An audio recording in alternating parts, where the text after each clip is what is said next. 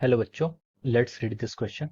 So the question says, among the following graph, which graph represent the correct relations between the height of projectile h and time t when a projectile is thrown from the ground obliquely? Okay, तो देखिए हमें यहाँ पर चार options दिए हुए हैं और हमें क्या बताना है, यहाँ पर हमें ये बताना है कि जो प्रोजेक्टाइल का जो पाथ होगा उसका हमें बताना है कि उसकी जो हाइट होगी वो टाइम के साथ आपकी कैसे वेरी करेगी। ओके, देखिए बच्चों, अब इस क्वेश्चन का जो आपका की कॉन्सेप्ट है, इस क्वेश्चन का की कॉन्सेप्ट आप यहाँ पर से क्या लिख सकते हैं?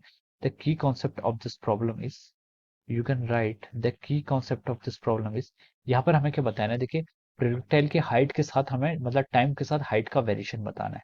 Here we need to tell the variation of the height, variation of height with the time. ठीक है, टाइम के साथ साथ हाइट कैसे आपकी वेरी करती है। ठीक है, तो देखिए इसमें हम बोल सकते हैं कि जो उसका की कॉन्सेप्ट होगा वो हम लिख सकते हैं। देखिए यहाँ पर इसका लिखेंगे वेरिएशन ऑफ हाइट। ठीक है, वेरिएशन ऑफ हाइट इसका क्या हो सकता है? की कॉन्सेप्ट होगा। ठीक है, वेरिएशन ऑफ हाइट, हाइट आपकी कैसे टाइम के साथ साथ चेंज हो रही है, विद टाइम भी लिख सकते हैं, variation of height with time. ठीक है, ये आपका क्या देखिए की कॉन्सेप्ट है।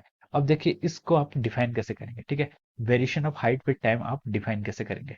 तो देखिए इसमें क्या होता है, देखिए प्रोजेक्टाइल क्या होता है आपका, जब हम उस प्रोजेक्टाइल को थ्रो करते हैं, ठीक है, प्रोजेक्टाइल के अगर ग्राउंड टू ग्राउंड होता है, ग्राउंड टू ग्राउंड मोशन होता है, ठीक है, इसमें देखिए क्वेश्चन में लिखा है when the projectile is throne from the ground obliquely. ठीक है, जब हम प्रोजेक्टाइल को ग्राउंड से थ्रो कर रहे हैं और ऑब्लिक डायरेक्शन में कर रहे हैं।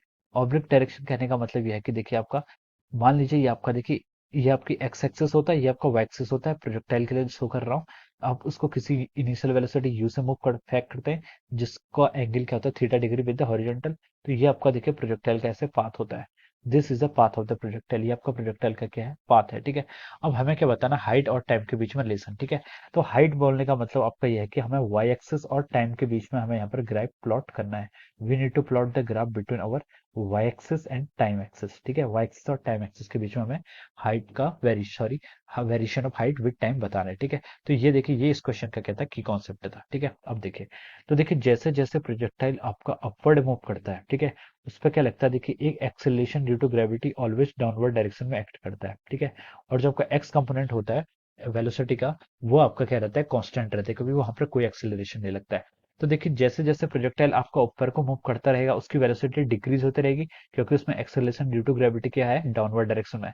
तो एक पॉइंट पर आके क्या हो जाता है? रुक जाता है। एक पॉइंट पर आके जो आपका जो प्रोजेक्टाइल होता है वो क्या हो जाता है? रुक जाता है, और वही उसकी मैक्सिमम हाइट होती है। ठीक है, तो देखिए धीरे धीरे पता चल रहा है, देखिए टाइम के साथ अगर हम देखें तो पहले उसकी हाइट बढ़ेगी बढ़ेगी बढ़ेगी, हाइट बढ़ेगी बढ़ेगी, और किसी एक मैक्सिमम हाइट पर आ जाएगा। ठीक है, मैक्सिमम हाइट पर आ जाएगा, उसके बाद फिर उसकी हाइट क्या होने की? डिक्रीज होनी शुरू हो जाएगी। ठीक है, उसके बाद उसकी हाइट क्या होगी? डिक्रीज होनी शुरू होगी। तो सर हाइट बढ़ी क्यों? हाइट इसलिए बढ़ी क्योंकि उसके पास क्या था? एक वाई एक्सिस के अलॉन्ग उसका एक वेलोसिटी का कंपोनेंट था, जिसको हमने क्या बोला? आपका यू साइन थीटा बोला। ठीक है, पहले आपका जीरो से लेकर मैक्सिमम हाइट मान लीजिए यहाँ तक, इस टाइम इंटरवल में मान लीजिए ये टाइम आपका क्या है? इस टी1 में, इस टी1 टाइम इंटरवल के अंदर क्या होता है?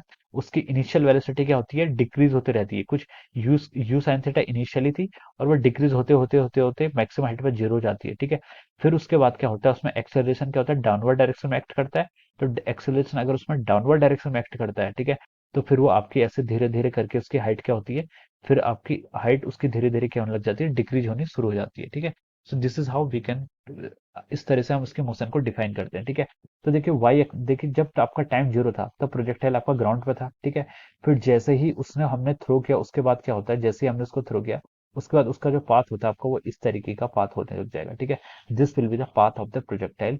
और ठीक है, यानी कि आपकी हाइट है as a function of time. ठीक है, जैसे जैसे क्या होता है उस पर आपका इनिशियल वेलोसिटी उसकी यू साइन थीटा थी। ठीक है, जिसको हम ऐसे दिखाते हैं, देखिए v is equal to u plus a t होता है, तो हम v y is equal to क्या लिखा सकते हैं? U y plus a y into t लिखा सकते हैं। ठीक है, फाइनल वेलोसिटी आपकी क्या होगी? देखिए इनिशियल वेलोसिटी कितनी है आपकी? U sine theta minus g into t. ठीक है, देखिए जैसे जैसे आपका टाइम बढ़ रहा है ये टर्म बढ़ेगी, ये टर्म आपकी नेगेटिव है, तो ये टर्म वी वाई आपकी क्या होगी? घटते रहेगी। ठीक है, टाइम जैसे जैसे बढ़ेगा वेलोसिटी घटते रहेगी। ठीक है, जब टाइम जीरो था तो उसकी initial velocity you sine theta थी, फिर जैसे जैसे आपका टाइम बढ़ता गया इनिशियल वेलोसिटी जीरो होती गई, जीरो होती गई, और यहाँ पर स्टॉप हो जाएगा। और स्टॉप होगा उसके बाद क्या होगा? देखिए इसके बाद यहाँ से उसकी वेलोसिटी क्या हो जाएगी? फिर आपकी इंक्रीज होनी शुरू हो जाएगी डाउनवर्ड डायरेक्शन में लेके। ठीक है, so this is how we can write out this equation, ठीक है। तो इस तरीके से हम इसका ग्राफ को प्लॉट कर सकते हैं और इसका हाइट का टाइम के साथ साथ वेरिएशन बता सकते हैं, ठीक है। ये वाई एक्सिस बोलो या फिर आपका हाइट बोलो, दोनों एक ही चीज है, ठीक है। तो ये आपका क्या हो जाता है, उसकी हाइट का वेरिएशन हो जाता है, ओके।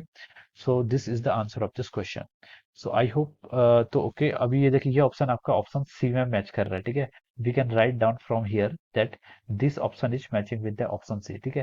तो हम लिख सकते हैं यहाँ पर से कि आपका ऑप्शन सी इज करेक्ट। आपका जो ऑप्शन सी है वो क्या आपका करेक्ट आंसर है इस क्वेश्चन का, okay. Option C is the correct answer, okay. So this is how we have solve this question, ठीक है। ए ऑप्शन आपका हो नहीं सकता था, क्योंकि ए ऑप्शन में देखिए जब टाइम आपका जीरो था तब आपकी उसकी हाइट कितनी थी, एच हाइट थी। ये आपका पॉसिबल नहीं है, तो यहाँ से हम बोल सकते हैं कि देखिए ए ऑप्शन तो आपका एक्सक्लूड हो जाएगा, ठीक है।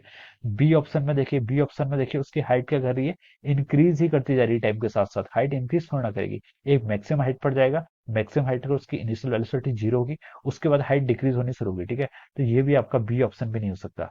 सी ऑप्शन आप क्यों होगा वो हमने आपको बता दिया।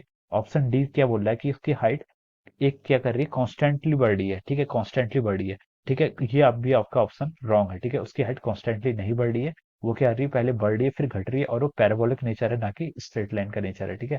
तो ये ऑप्शन भी आपका नहीं होगा। तो ऑप्शन सी क्या हो जाएगा, इसका राइट आंसर होगा, okay. So we have solve this question, okay. तो आपका इसका ऑप्शन सी राइट हो जाएगा, ठीक है। So I hope you all understood this concept. All the best and thank you so much.